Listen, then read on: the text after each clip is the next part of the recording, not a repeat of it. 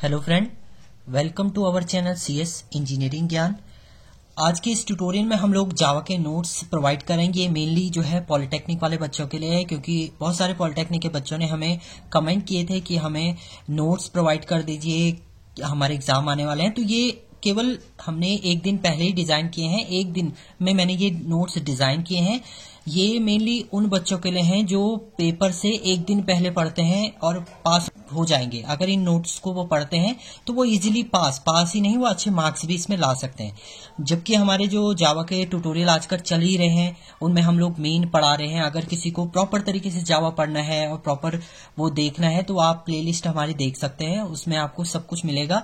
थोड़ा जावा कंप्लीट होने में थोड़ा टाइम लगेगा, तो इसलिए मैंने ये थोड़े से नोट्स डिजाइन किए हैं, तो इन्हें आप पढ़ लीजिए। तो थोड़ा सा हम इसे देखते हैं। तो सबसे पहले है जावा के नोट्स में सबसे पहला टॉपिक है आपका जेवीएम। जेवीएम क्या होता है? जावा वर्चुअल मशीन होता है। इसका मेन काम क्या होता है? सोर्स कोड को ये इंटरमीडिएट कोड में कन्वर्ट करता है, देन इस इंटरमीडिएट कोड को बाइट मशीन कोड में जो होता है वो कन्वर्ट किया जाता है। इस इंटरमीडिएट कोड को हम लोग बाइट कोड भी बोलते हैं। इसके बाद आता है आपका JIT. JIT just in time compiler होता है। जिस समय हमारा इंटरमीडिएट कोड जो होता है मशीन कोड में कन्वर्ट होता है, वो हमारा जस्ट इन टाइम कंपाइलर काम करता है। उस समय बाइट कोड को कन्वर्ट जब हम करते हैं तो वो कहलाता है आपका जस्ट इन टाइम कंपाइलर। इसके बाद आता है आपका कॉन्सेप्ट ऑफ ऊप्स। ऊप्स के कॉन्सेप्ट, ये भी इंपॉर्टेंट टॉपिक है। कॉन्सेप्ट ऑफ ऊप्स बोलते हैं या फीचर ऑफ जावा भी आप कॉन्सेप्ट ऑफ ऊप्स या जावा के कॉन्सेप्ट बोल सकते हैं। इसमें ये 8 डिफरेंट कॉन्सेप्ट होते हैं: class, object, inheritance, polymorphism, encapsulation, abstraction, message passing and dynamic binding. Class collection of object होती है, ऑब्जेक्ट मेन एंटिटी होती है। इनहेरिटेंस का मतलब होता है जब एक क्लास दूसरी क्लास की प्रॉपर्टी को यूज करती है। पॉलीमॉर्फिज्म का मीनिंग होता है जब क्या होते हैं, बहुत सारे फंक्शन जो होते हैं नेम सेम होगा, डिफरेंट टाइप से यूज होंगे। एब्स्ट्रैक्शन, विदाउट, ये सब आप देख सकते हैं। इसके बाद आता है आपका फीचर ऑफ जावा। जावा के फीचर है या कैरेक्टरिस्टिक या एडवांटेज भी हम बोल सकते हैं। Platform independent, portable, pure object oriented, robust, secure and multi threaded होता है। ये सारे क्या है इसके फीचर है। इसके अलावा कंपाइलर, इंटरप्रेटर दोनों बेस लैंग्वेज भी होती है। सिंपल एंड स्मॉल जावा जो है वो सिंपल एंड स्मॉल लैंग्वेज भी है। इसके बाद आपका difference between Java C and C plus plus. ये डिफरेंट हमने डिफरेंस लिखे हुए हैं जावा सी प्लस प्लस सी में, तो ये भी आप देख लीजिए, ये भी इंपॉर्टेंट टॉपिक है आपका। इसके बाद नेक्स्ट आता है आपका, यहाँ पर हमने क्लास एंड ऑब्जेक्ट को बताया हुआ है। क्लास जो होती है कलेक्शन ऑफ ऑब्जेक्ट होता है, पैसिव एंटिटी होती है। ऑब्जेक्ट जो है वो इंस्टेंस ऑफ अ प्रोग्राम होता है, जिसको हम एक्टिव एंटिटी भी बोलते हैं। ये आगे हम देखेंगे प्रोग्राम इसका। इसके बाद इसमें एक टॉपिक है इनहेरिटेंस। इनहेरिटेंस जब क्या होता है, एक क्लास दूसरी क्लास की प्रॉपर्टी को यूज करती है तो उसको बोलते हैं इनहेरिटेंस। जैसे फादर की प्रॉपर्टी को उसका चाइल्ड इनहेरिट करता है। इसके बाद आपका है ये types of inheritance: single inheritance, multi level inheritance, multiple inheritance, hierarchical inheritance and hybrid inheritance. तो सिंगल इनहेरिटेंस की बात करते हैं तो इसमें एक सुपर क्लास होती है और एक हमारी क्या होती है, सब क्लास होती है। इसको आप सुपर क्लास भी बोल सकते हैं और ये होती है आपकी सब क्लास। सब क्लास सुपर क्लास की प्रॉपर्टी को जो है वो इनहेरिट करती है। ये इसका सिंटैक्स है। पेपर में ऐसे ही आपने लिखना है, पहले थोड़ा सा वो डिजाइन करना है और उसके बाद इसका सिंटैक्स लिख देना है। सेम तो आपका आता है, दूसरा आता है multi level inheritance. Multi level inheritance में क्या होता है, जब आपकी जो सब क्लास है एज अ पेरेंट क्लास काम करती है तो उसको बोलते हैं मल्टी लेवल। यानी इसमें एक ग्रैंडफादर, फादर एंड उसका चाइल्ड। इसका अगर सिंटैक्स की बात करें तो ऐसी डैश डैश करके आप लिख सकते हैं। इसके बाद आता है आपका मल्टीपल इनहेरिटेंस। मल्टीपल इनहेरिटेंस में बहुत सारी पेरेंट क्लास होती है और एक सब क्लास होती है, बट जावा इसको सपोर्ट नहीं करता है। मल्टीपल इनहेरिटेंस को जावा सपोर्ट नहीं करता है, इसकी जगह पे इंटरफेस यूज होता है जावा में। इसके बाद आता है आपका हिरारिकल इनहेरिटेंस। हिरारिकल में क्या होता है, एक सुपर क्लास होती है, उसके बहुत सारे चाइल्ड जो होते हैं। तो ये इसका सिंटैक्स भी है। एक्सटेंड कीवर्ड के थ्रू हम लोग इनहेरिटेंस को डिनोट करते हैं। एक्सटेंड कीवर्ड होता है हमारा ये इसका। इसके बाद आता है आपका हाइब्रिड इनहेरिटेंस। ये कलेक्शन होता है हिरारिकल इनहेरिटेंस और मल्टीपल इनहेरिटेंस का। तो जावा इसे भी सपोर्ट नहीं करता है क्योंकि इसमें मल्टीपल इनहेरिटेंस आता है, तो जावा इसको सपोर्ट नहीं करता है। इसके बाद आता है पॉलीमॉर्फिज्म। पॉलीमॉर्फिज्म का मतलब मीन्स होता है one name many forms, it's called polymorphism. ये 2 वर्ड से मिलकर बना है, poly plus morphism. Poly means होता है बहुत सारे, मॉर्फिज्म का मतलब होता है फॉर्म्स। तो ये 2 टाइप का होता है polymorphism, compile time and run time. Compile time के अंदर आता है आपका फंक्शन ओवरलोडिंग और रन टाइम के अंदर आता है फंक्शन ओवरराइडिंग या वर्चुअल फंक्शन भी हम लोग इसको बोलते हैं। इसके बाद कंपाइल टाइम में क्या होता है, इसमें फंक्शन कंपाइल टाइम पर ओवरलोड होता है, फंक्शन ओवरलोडिंग होता है। इसका मतलब क्या होता है, एक सिंगल क्लास में जब सेम नेम का फंक्शन बार बार यूज होता है विद डिफरेंट डिफरेंट पैरामीटर, तो उसको बोलते हैं फंक्शन ओवरलोडिंग। एक सिंगल क्लास में सेम नेम का फंक्शन बार बार जब यूज होगा विद डिफरेंट डिफरेंट पैरामीटर, उसको बोलते हैं फंक्शन ओवरलोडिंग। दूसरा आता है आपका रन टाइम पॉलीमॉर्फिज्म, या इसको बोलते हैं फंक्शन ओवरराइडिंग। इसमें क्या होता है, जब डिफरेंट डिफरेंट क्लास में सेम नेम का फंक्शन होता है और सेम पैरामीटर आपके सेम हो सकते हैं, तो वो कंडीशन होती है आपकी फंक्शन ओवरराइडिंग की। तो ये इसका सिंटैक्स भी है।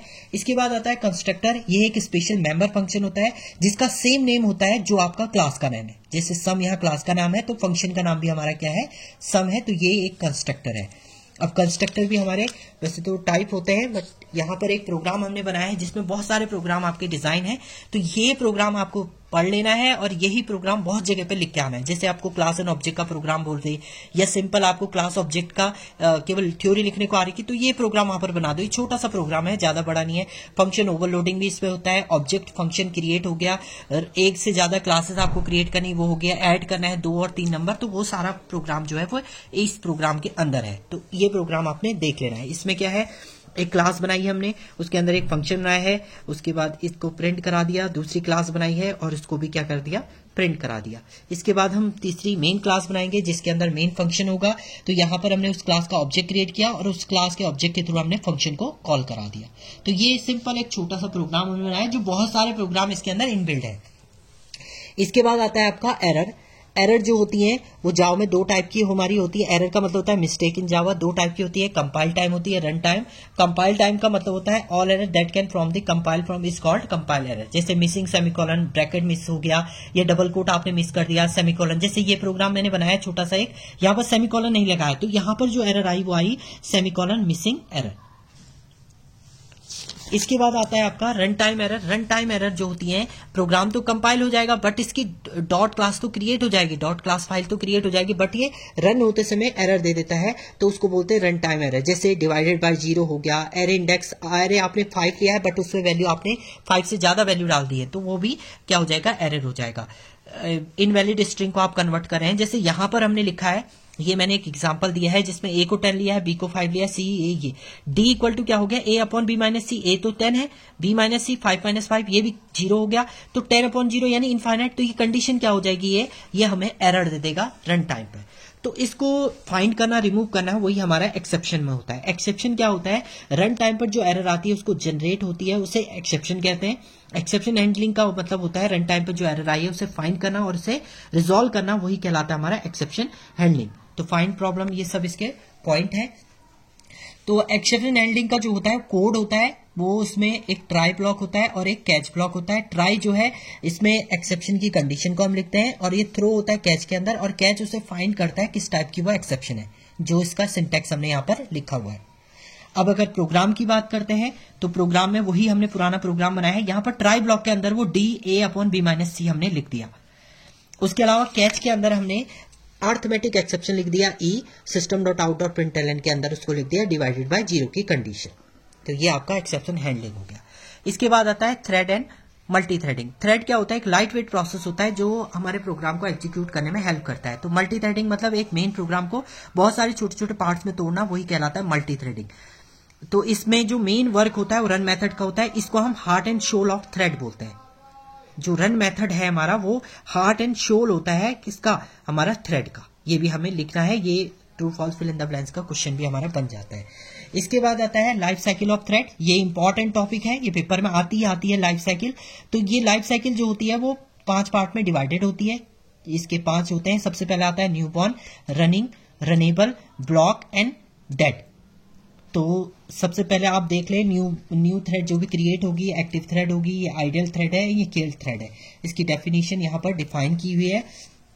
थ्रेड मैनी स्टेजेस होती हैं, न्यूबॉर्न होगी, रनिंग होगी, रनेबल होगी, रनिंग हो गई, ब्लॉक होगी एंड डेड हो गई। न्यूबॉर्न में तो जितनी भी थ्रेड ऑब्जेक्ट क्रिएट करेगी न्यूबॉर्न में आएगी। रनेबल में वो वेट करिए प्रोसेसर का, जैसे उसको प्रोसेसर मिल जाएगा वो रनिंग स्टेट में आ जाएगी। वो अपना एग्जीक्यूशन जैसी कंप्लीट करेगी तो वो डेड में चले जाएगी।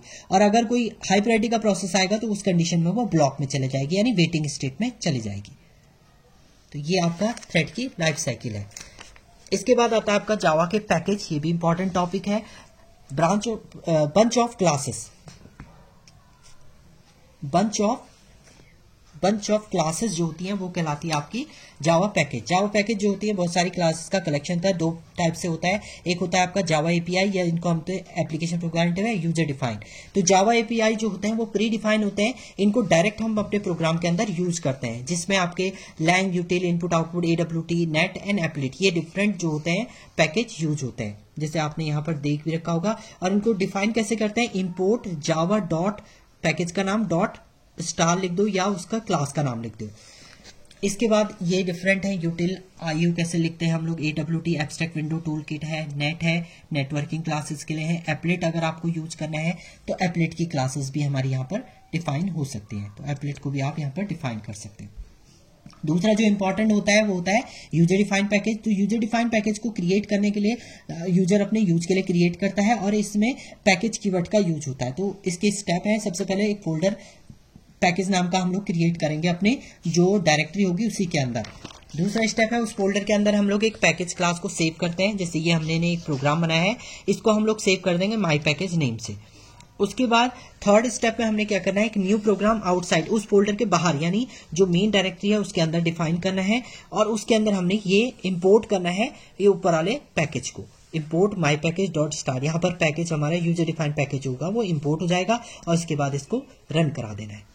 इसके बाद आता है आपका एप्लेट। एप्लेट जो होती है वो आपको अगर क्या कहते हैं वेब डिजाइनिंग से रिलेटेड कुछ डिजाइन करना है, फॉर्म डिजाइन करना है, फ्रेम डिजाइन करना है, तो उसके लिए हम लोग एप्लेट का यूज करते हैं। जैसे आपको बटन ये सब डिजाइन करने हैं तो वहां पर एप्लेट का यूज होगा। तो लाइफ साइकिल एप्लेट की सबसे पहले बॉर्न होता है, फिर रनिंग होता है, फिर आइडल होता है और फिर डेड हो जाता है। ये सिंपल लाइफ साइकिल है एप्लेट की। इसके बाद आता है आपका जेडीबीसी। जेडीबीसी है जावा डेटाबेस कनेक्टिविटी। अगर जावा को डेटाबेस से कनेक्ट करना है तो हम लोग जेडीबीसी का यूज करते हैं। जावा प्रोग्राम को डेटाबेस से कनेक्ट करने के लिए यूज होते हैं। ये डेफिनेशन है इसकी जेडीबीसी का। इसके बाद आता है ये इसका आर्किटेक्चर है जेडीबीसी का। जावा एप्लीकेशन है, जेडीबीसी है और ये जेडीबीसी डेटाबेस है। तो DBMS properties control SQL query के थ्रू हम लोग डेटा को एक्सेस और स्टोर करेंगे। कंपोनेंट जो होते हैं वो होता है JDBC API, JDBC driver manager, JDBC test sort और जेडीबीसी ओडीबीसी ब्रिज।